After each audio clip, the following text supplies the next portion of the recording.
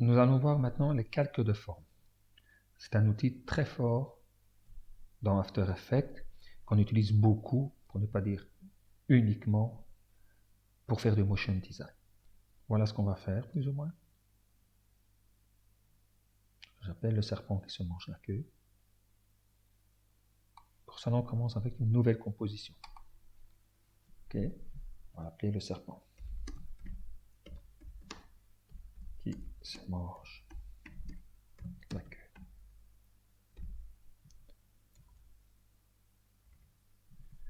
Voilà, en 10 secondes. Okay. Pour l'instant, il n'y a rien. Pour faire cela, comme il n'y a rien de sélectionné dans la timeline, je prends l'outil rectangle. Vous voyez ici apparaît à ce moment-là un fond et un contour. Je ne veux pas de fond, donc je clique sur le mot fond et je m'assure qu'il n'y ait bien aucun fond. Il n'y aura pas de couleur. Par contre, dans le contour, j'en souhaite, donc contour, et je veux qu'il y ait un contour de couleur unie. Quelle couleur je veux? On clique ici. Par exemple, je vais mettre une ligne rouge de 15 pixels d'épaisseur. Tout cela, on peut encore le modifier par après, bien sûr. Et je double-clique sur l'outil rectangle. Ça va créer, vous voyez, un contour et pas de fond. Et dans ma timeline apparaît un calque de forme avec un rectangle. Okay. Ce rectangle, dans le tracé rectangulaire, on va bien sûr pouvoir modifier sa taille. Moi, je vais en faire un carré, donc je désolidarise X et Y. Je vais faire 500 sur 500, par exemple. Voilà. Je veux que les coins soient légèrement arrondis.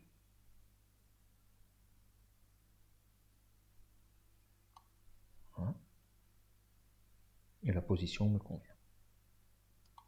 Le contour, je veux que la largeur du contour soit de 20 pixels. Comme je vous disais, c'est ici qu'on modifie. À tout cela, je vais mettre un fond. Je reviens ici, je vais faire un calque solide. Calque, nouveau, solide. Vous voyez que j'aurais pu faire un calque de forme à partir d'ici également. Voilà, j'ai besoin d'un calque solide. Je vais faire un fond blanc. Je vais dans le blanc. Ok. Je le mets bien sûr en dessous de mon calque de forme. Voilà. Mon calque de forme, j'avais choisi rose. Un problème d'opacité. Je vais dans transformer mon rectangle. L'opacité est à 100%. Je vais dans contour. L'opacité du contour est à 27. Voilà. Je le veux à 100%. Voilà. À cela, maintenant, si vous voulez que le serpent se mange la queue, vient la force de tous les calculs de forme. Vous avez, en plus du paramètre transformé, comme dans le calque solide, vous voyez, ça contenu un bouton ajouter, dans lequel il y a plusieurs effets. On peut rajouter des fonds, des contours déjà à notre forme, donc on peut avoir plusieurs fonds, on peut avoir plusieurs contours, ça peut donner encore un autre effet. Moi ici, je vais faire réduire les tracés. Voilà. Réduire les tracés. Et j'ai un début, vous voyez, ou une fin. Et le décalage, pour situer à partir de quand vous voulez que votre animation commence. Je fais en sorte qu'elle commence là en haut, au milieu des l'image. Je mets mes paramètres. Voilà. Je mets mon début. Je veux qu'il n'y ait rien au départ. À 100%. Je mets un keyframe au début, un keyframe à la fin. Je fais par exemple une seconde plus loin. Et mon début est apparu. Pour l'instant, j'ai juste une animation sur le début. Faites bien attention. Vous voyez que ma fin n'est pas à 0%. Je mets bien 0, Enter. Voilà.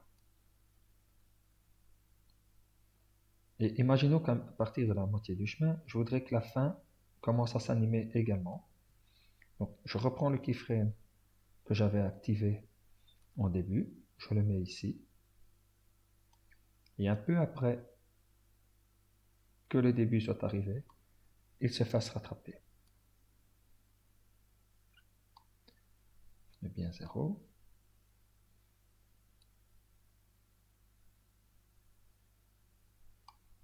Et on regarde. Le début part.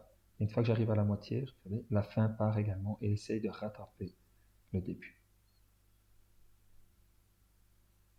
Voilà. Vous voyez que les bords sont assez abrupts.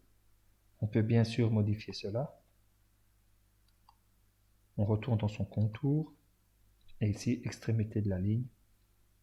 On veut que ce soit une extrémité arrondie. Voilà.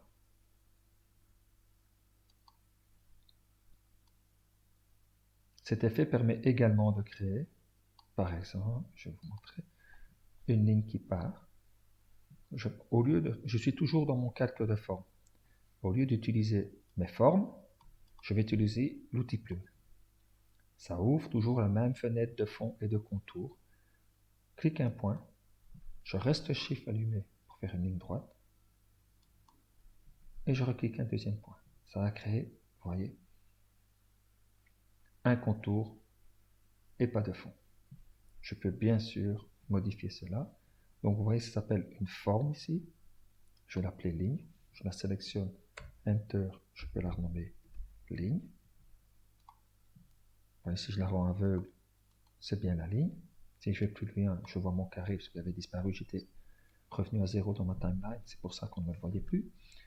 Je vais le nommer par exemple carré. Je sélectionne, Enter, carré. La ligne, vous voulez également l'animer?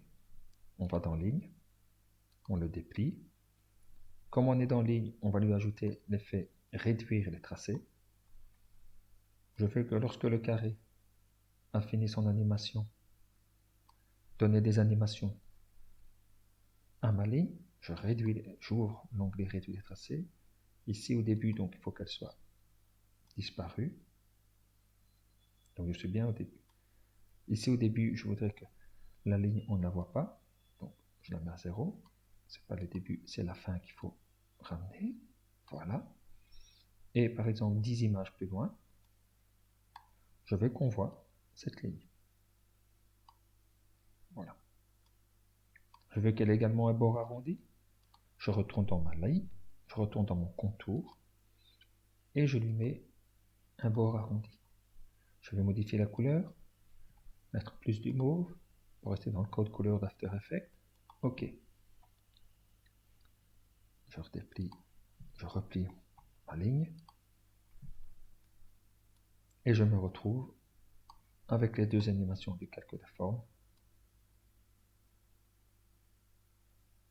Je voudrais que la ligne disparaisse à la fin. À partir d'ici, je vais dans ligne, réduire les tracés, le keyframe du début doit venir rattraper la fin.